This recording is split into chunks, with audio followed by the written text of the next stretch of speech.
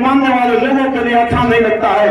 उनके छाती पर सांप लौटता है कि जो 50-60 साल पहले व्यवस्था थी इतना परिवर्तन आ गया, इसलिए भारतीय जनता पार्टी संविधान को बदलना चाहती है। साथियों, भारतीय जनता पार्टी के लोग जानते हैं कि एकाएक इस संविधान को हम नहीं बदल सकते हैं, क्योंकि बाबा साहब ने यह संविधान में इतना हमको ताकत दिया है कि बदल नहीं सकते हैं।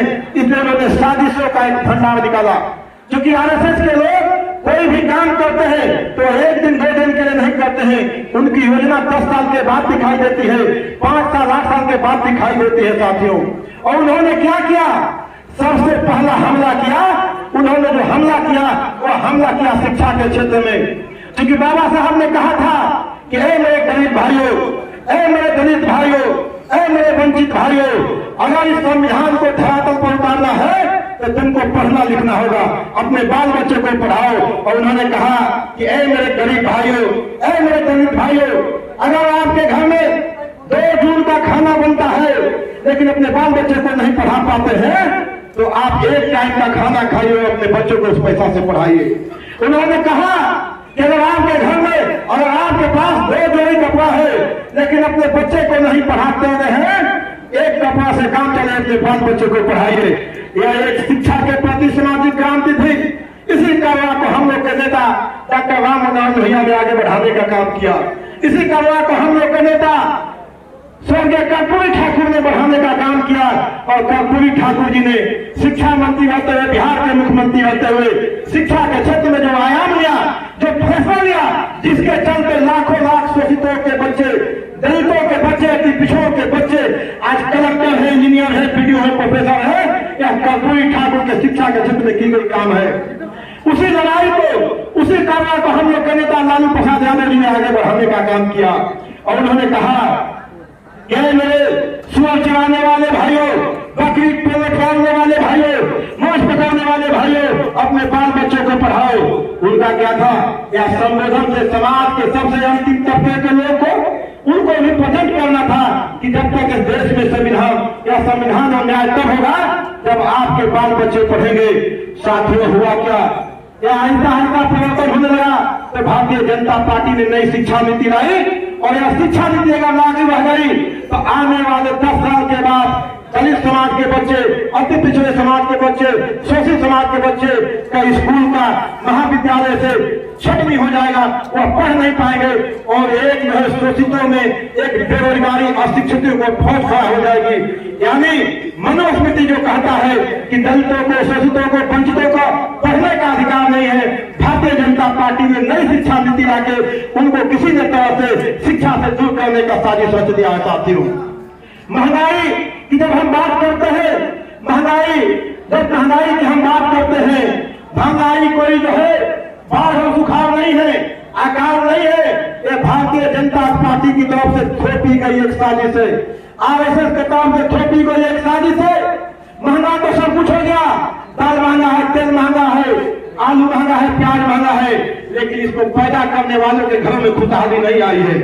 उनके यहाँ खुशहाली नहीं, उनका सामान महंगा नहीं है। महंगा हुआ तब जब उन लोगों के यहाँ से आया जो मनुस्मृति के मानने वाले लोग हैं, जो बिचौलिए के काम करते हैं, जो कारखाना चलाते हैं, उन लोगों के यहाँ से जब आया तब महंगा हो गया।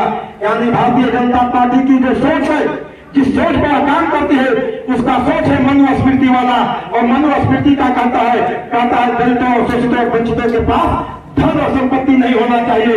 इसलिए इस महंगाई को इतना रखती है, इतने बढ़ा के रखती है ताकि उस महंगाई के चक्की में आप पिसते रहिए, ताकि आपके जीवन का विकास नहीं हो, आपके घर का विकास नहीं हो, आपके बाल बच्चे का विकास नहीं हो। ये भारतीय जनता पार्टी की साजिश है। रोजगार किन लोगों को चाहिए? रोजगार चाहिए इस देश के दलित समाज के लोगों को, अति पिछड़ा समाज के लोगों को, वंचित समाज के लोगों को। इसलिए जब नरेंद्र मोदी ने कहा कि हम रोजगार देंगे, रोजगार खत्म कर दिया, क्योंकि ये जानबूझकर एक सजी हुई बात है। इस बात को समझना होगा साथियों। एक तरफ हम लोग के नेता है, समाजवादी लोग हैं, जब समाजवादियों के हाथ में ताकत आई, उन्होंने गरीबों के लिए काम करने का काम किया। हम लोग के नेता आदरणीय कर्पूरी ठाकुर जब उनकी सरकार बनी थी पहली बार लोगों को बुला के गांधी मैदान में नौकरी दिया और उन्हीं के वारिस उसी समाजवादी आंदोलन के बढ़ाने वाले हम लोग के नेता आज तेजस्वी प्रसाद यादव जी वो काम को कर रहे हैं साथियों। लेकिन यह जानने की जरूरत है कि लालू प्रसाद यादव जी जब दिल्ली में गए, क्योंकि मैं बात समाप्त करूंगा, हम लोग को आगे जाना है, विस्तार से नहीं जाऊंगा, लेकिन हम लोग के नेता लालू प्रसाद यादव जी जब दिल्ली में गए और पहली बार जब दिल्ली में बैठे उन्होंने बाबा साहब के सपने को साकार करते हुए इस देश का खजाना गरीबों के लिए खोलने का काम किया और मनरेगा का योजना आपके सामने लाया गरीबों के लिए। और आपने अपने घर और गांव में देखिएगा जब मनरेगा का योजना आया आपके गांव में दलित समाज के बीच में अति पिछड़ा समाज के बीच में लोगों के उत्थान हुआ। उन घरों में जाइए जिनके घरों में फूस के मकान थे उनके घर पक्के मकान बनने लगे, जिनके घर में साइकिलें थी उनके घर में मोटरसाइकिल आने लगी, जिनके घर में चूल्हा जलता था उनके घर में गैस आने लगा।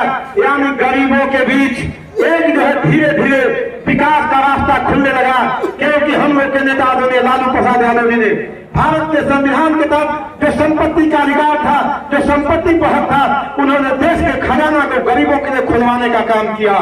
भारतीय और आरएसएस के लोगों को लगा कि अगर इसी तरह इस देश का खजाना गरीबों पर लुटता रहा तो हम लोग क्या करेंगे आने वाले दिनों में, हमारे बाल बच्चे क्या करेंगे आने वाले दिनों में।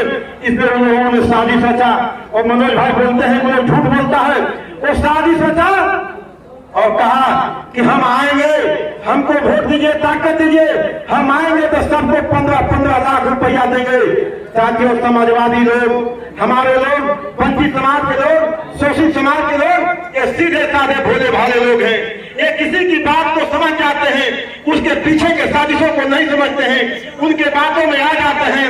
और लोगों को लगा, इस देश के दलित समाज को लगा, अति पिछड़ा समाज को लगा, मध्यम वर्ग के लोगों को लगा कि भारतीय जनता पार्टी आरएसएस जो कर रही है वो सच कर रही है। अगर आ जाएगी और एक 15 लाख रुपया अगर हमारे खाते में आ जाएगा तो मेरे घर की जो विकास की प्रक्रिया है जो धीरे धीरे बढ़ रही है तेजी से बढ़ने लगेगा।